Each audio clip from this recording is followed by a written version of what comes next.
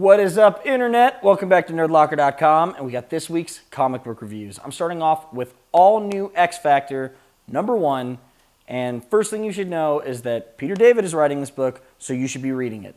I read his previous XFactor run, hit and miss. Sometimes I just would forget to throw it in my box or whatever, but I loved what I read. He's a great writer, and I'm glad to see he's back with an all-new XFactor. Much different approach than we've seen in the past.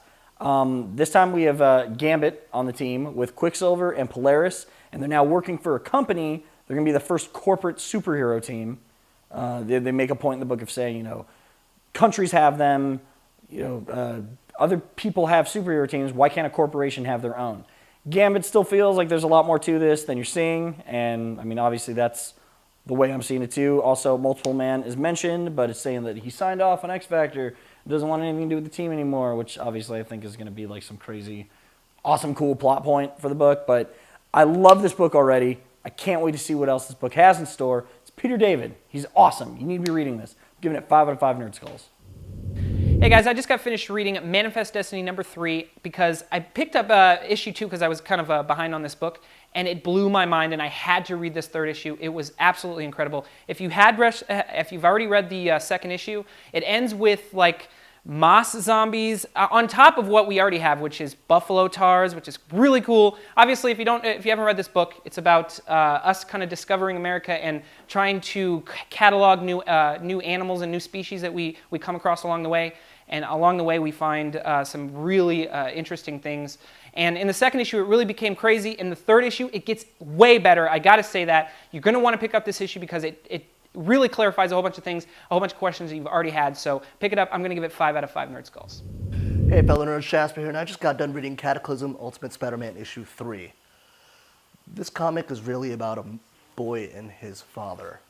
Miles is going through the chaos that Galactus is wreaking, and the realization that his father now finds out that he's Spider-Man is a big shock to him. But what makes it worse is his father is giving Miles a lot of backlash, insinuating that he is the reason for his mother's death. What else is nuts in the issue is the fact that there's a plane that pretty much careens right into them. And you have Spider-Man actually meet Cloak and Dagger for the first time, John Jonah Jameson, and favorites like Spider-Woman and so on. But the key to this book is, and one of the main reasons why I like the book, is you have the dynamics between a father and his son, and that's the key to this whole series, to this whole, side story with Spider-Man. Yes, check out all the other issues, but definitely it's something that I really enjoy, and you will too. I'm giving it a 4 out of 5 Nerd Skulls. Hey there, nerds. Jim here with my review of Quantum and Woody #7. Obviously, I'm a huge fan of Quantum and Woody. And the story is just going in a weird place. It's like every time you kind of get an inkling of what James Asmus wants to do, man, he just right turn, goes somewhere else, and you have no clue.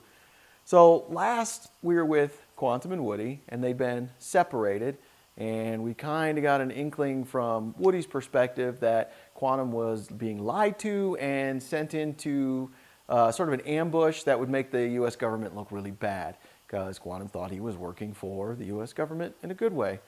Well, he comes upon a white supremacist camp that is anti-government, and clearly Quantum is black, so this is not a good situation. And this is where the twist comes in #7, because you're like, really? Oh my God, this is unbelievable that this is happening. Woody convinces the dude who hired Quantum that he shouldn't be killed right away because he wants to be baptized first. Again, this just sounds ridiculous as I say it.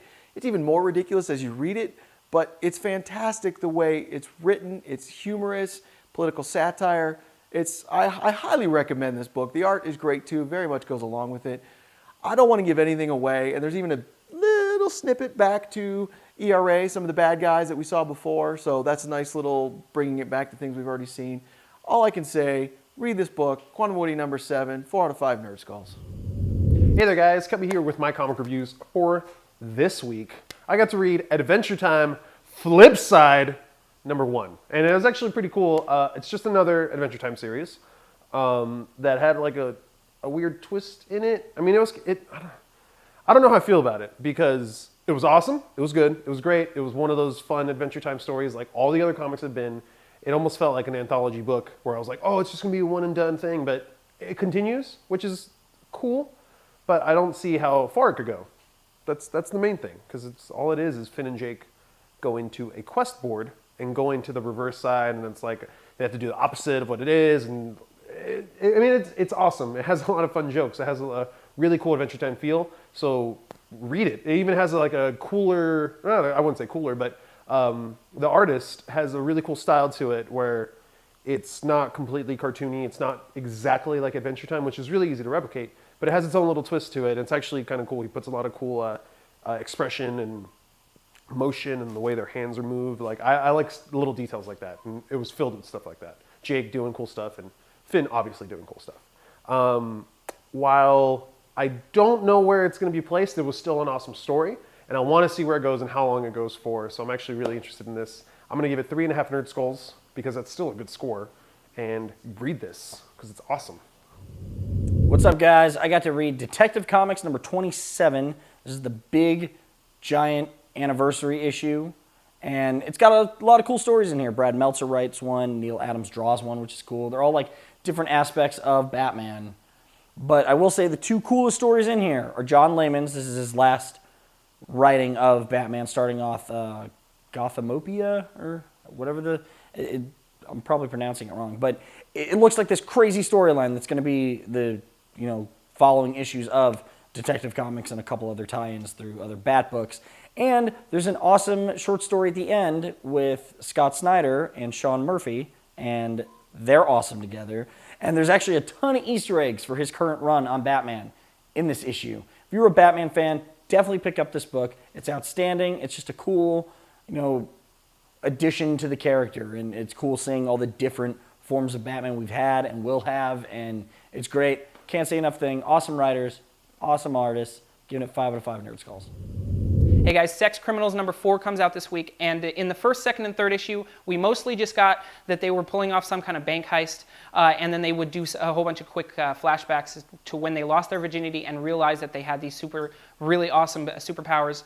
But in the fourth issue, or at the end of the third issue, they throw in some new beings that can also freeze time, and how they do it hasn't really been clarified. In the fourth issue, they go into that a little bit more, and they're going to create some more questions, but you're going to want to read this issue because you're going to be confused without it, especially the last few pages. So pick it up. I'm going to give it 4 out of 5 Nerd Skulls. All right, guys, so I got to read Star Wars number 13. Man, I love this series. I've said it a million times. I love what Brian Wood's doing to it. I love how they fit into this world, how they expand this universe that so many people love, especially me, especially a lot of you guys, very dearly. A lot of people in the world love Star Wars, and I feel this is an awesome continuation in between two awesome stories that didn't need to be told, but the fact that it is being told is really, really cool. I appreciate it. I appreciate the crap out of it. I'm really sad it's going to come to an end eventually. I don't know what's going to happen. No one really knows what's going on with this whole Marvel Dark Horse deal, which we're probably going to talk about this week on Nerdlocker, so stay tuned for that later this week. But I love this book. It's taking a really cool Vader focus in this issue, and you kind of get an idea of how crazy he is. Yeah, we've seen a bunch of other comic books, but this is the first time in this particular story, that Vader really shows how far he'll go.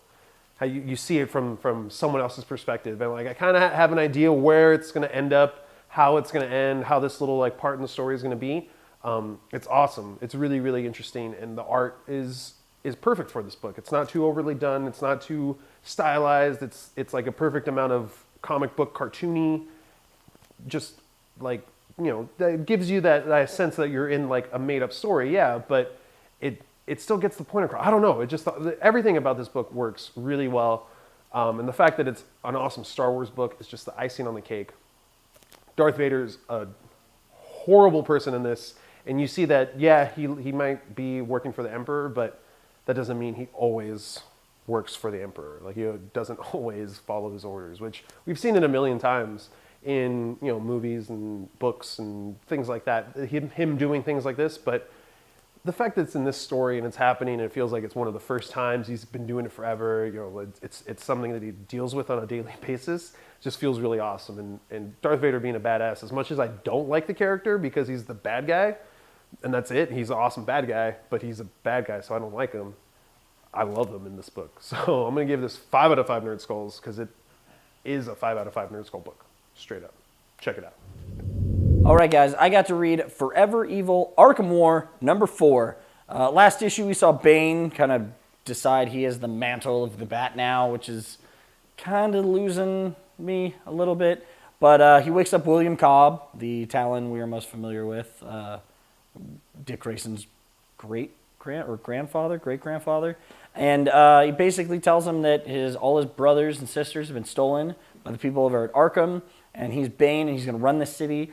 And when the court comes back, he'll hand it over. But until then, it looks like Bane and Talon are running around Gotham kind of protecting it. I'm enjoying the story because you're getting all of the villains hanging out and interacting and fighting each other. And I love Batman's rogue gallery because there are so many and there's so much different points of view you can have when something like this is going on in Forever Evil. But I just hope that whatever happens in this book carries over for future Batman stories. Like, you know, we get to see the fallout of this. It's not just happens and then isn't really explained when Forever Evil finishes. Either way, I'm going to keep reading this because I am enjoying it. I'm going to give it 4 out of 5 Nerd Skulls. All right, guys, so I got to read Marvel's Revolutionary War Alpha, number 1 this week. I didn't know anything going into it. Kind of put it together that this is pretty much Marvel. I actually had a thing in the back totally explaining why this book is around. But it's Marvel doing what I think a lot of companies should be doing in this time of, oh, let's make reboots, or let's do this, or let's do that. Like, I mean, I know this, I'm mainly talking at movies and TV shows and stuff like that, but I feel like they should kind of do things like this, where it's just properties that Marvel had that they weren't going to do anything with. It was Marvel UK back in the 90s. They had a short-lived run, but so many great artists and writers came out of that. So many great teams. Andy Lanning and Dan Abnett are 2 of the best sci-fi comic book writers out there. Done so many great things at DC and Marvel, and they got their start at Marvel UK. And it's awesome because Andy Lanning's actually co-writing this book, which, if you read Captain Britain and MI13, this was like Secret Invasion time, that was one of the best books Marvel was putting out in a long time. I loved every second of it. And this doesn't have that same feel, but it's those same characters. They're still badass. Captain Britain's, I don't care who you are in the Marvel Universe, is one of the coolest characters because his backstory is so intricate and crazy. And yeah, he's a mutant. Yeah, he started out like that. Like, it was a basic kind of thing. But in that grand sense of like English folklore, mythology, like, he turns out to be this crazy, huge hero that's essential to the survival of the entire world. I love that about him. And they kind of play into that in this. They kind of bring that in, and that's really cool to me. They bring in these characters that essentially died forever ago. And they're coming back, and they're kind of integrating them into the Marvel Universe. So I can't wait to see where this goes. It wasn't that crazy. It wasn't blow my mind, infinity awesome, but it was still a really interesting read, and I still loved it. So 4 out of 5 Nerd Skulls for this book. Thank you, Andy Lanning, for another awesome Captain Britain book.